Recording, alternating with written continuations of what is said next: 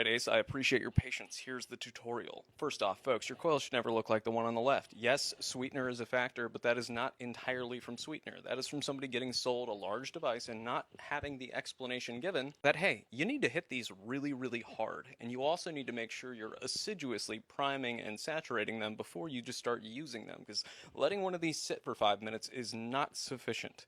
For example, let's say you have a coil that's like 80 watts, right? It says 80 watts on the coil, and you let it sit for 5 minutes and just start vaping it. People do that, they do what's called breaking the cotton, making it unreactive. Cotton is a reactive wick. So here I am just pulsing this thing at 20 watts. Mind you, it is fully saturated. In other words, it's juiced the hell up. Rather, it's juiced to the gills. On your first few pulses, you want to do 1 Mississippi and then let it cool off. 2 Mississippi, let it cool off. And then you can increase that length of time as you go. You'll notice a more consistent sizzle when you're doing this. So yeah, once you've achieved a consistent sizzle, go ahead and assemble and fill the tank, fill it all the way up. At this stage, if the recommended wattage is 80 to 100, I would recommend using it at 40 with a lot of airflow. So beside priming it like we just went over, I highly recommend that if you're using one of these larger tanks, you need to be hitting it hard. If you can hear, for example, that coil sizzling well over the air flowing, then you're not hitting it hard enough and you should get a smaller tank.